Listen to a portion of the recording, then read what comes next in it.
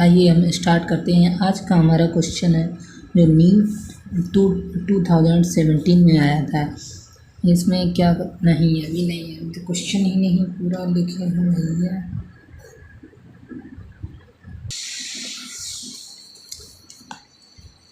तो आइए स्टार्ट करते हैं। आज का हमारा क्वेश्चन है 2 blocks A and B of masses 3m and m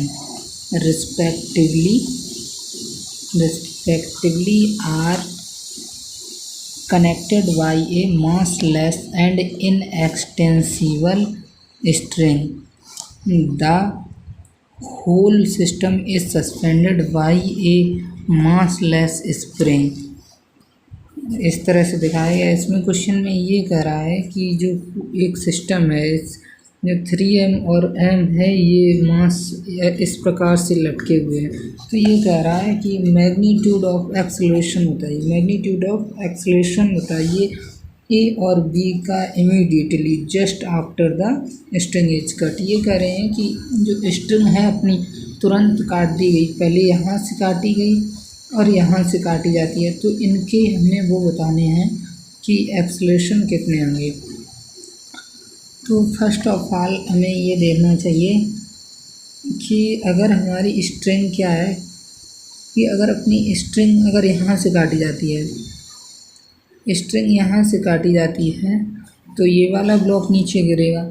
तो ये वाला ब्लॉक नीचे गिरेगा, तो मेन चीज़ है हमें ये देखनी चाहिए, ये वाला ब्लॉक तो बिल्कुल फ्री हो गया, किसी सिस्टम से अटैच नहीं है, और फ्री हुई अगर बॉडी गिर रही है नीचे की तरफ, तो उसका तो एक्सेलरेशन g होगा।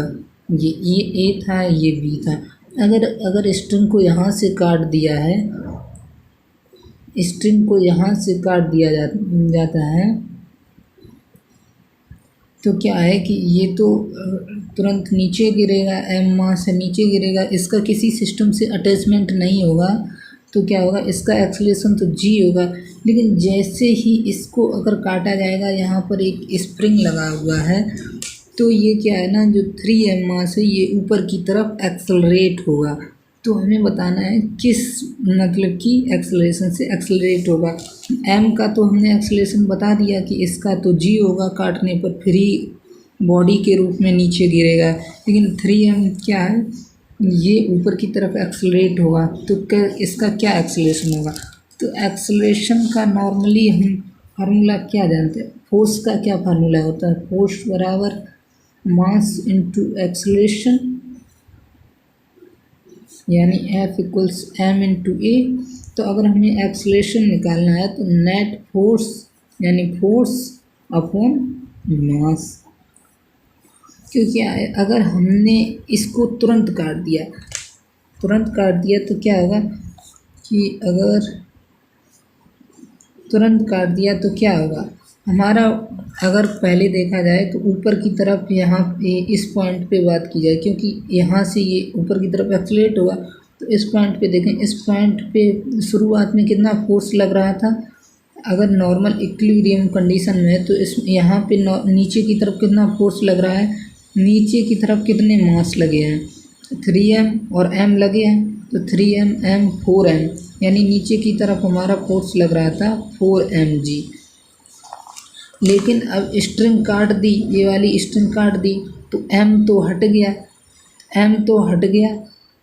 जितना मतलब नॉर्मल कंडीशन में जितना नीचे फोर्स लगता है, अगर इक्विलिब्रियम कंडीशन बनाए रखनी है उतना ही फोर्स ऊपर लगेगा, तभी तो ये मास वहीं पर रुका हुआ है, स्ट्रिंग वहीं पर है। लेकिन क्या हुआ कि just after the string it cut, जैसे ही हमने स्ट्रिंग मास m जो था वो काट दिया, तो नीचे की तरफ जो यहाँ से हम देखेंगे नीचे की तरफ अब m तो रहा नहीं, केवल 3m बचा, तो नीचे की तरफ जो फोर्स है वो केवल 3mg ही रहा। लेकिन ऊपर की तरफ अब भी तुरंत फोर्स एडजस्ट होने में टाइम लगता है, तो ऊपर की तरफ अब भी फोर्स 4mg लग रहा था। तो नीचे की तरफ अगर 3mg लग रहा है, ऊपर की तरफ 4mg लग रहा है, तो नेट फोर्स अपना कितना हुआ। तो इसका एक्सेलरेशन निकालने के लिए हमने इस पर लगने वाला नेट फोर्स अपॉन इसका मास रखना होगा। तो नेट फोर्स अपना कितना लग रहा है, ऊपर की तरफ 4mg माइनस नीचे की तरफ 3mg, और बट्टे मास इसका कितना, इसका एक्सेलरेशन निकालना है 3m, तो m अपॉन mg/3m, तो हमारा इसका एक्सेलरेशन g/3 आ गया।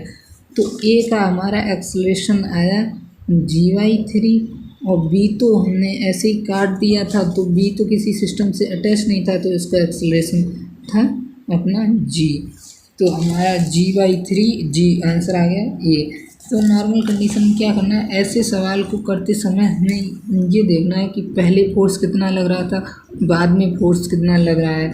जैसे इसको अगर इक्विलिब्रियम का ये टंगा हुआ है, ये हैंग कर रहा है, तो नीचे की तरफ इस पॉइंट पे देखें कि नीचे की तरफ कितना फोर्स लगेगा। एक तो 3mg का लगेगा, एक तो mg का लगेगा। तो नीचे की तरफ 4mg लग रहा था, तो उतना ही फोर्स ऊपर की तरफ लगता है, तभी तो ये स्प्रिंग है ना, तभी तो ये इसको वहाँ पर साधे हुए हैं।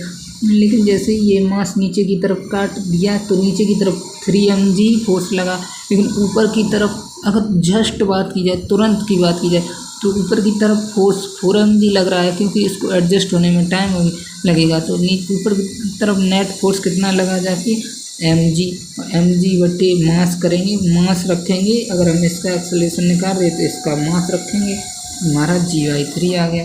तो इस प्रकार से इतना ईजी था, कोई कठिन नहीं था।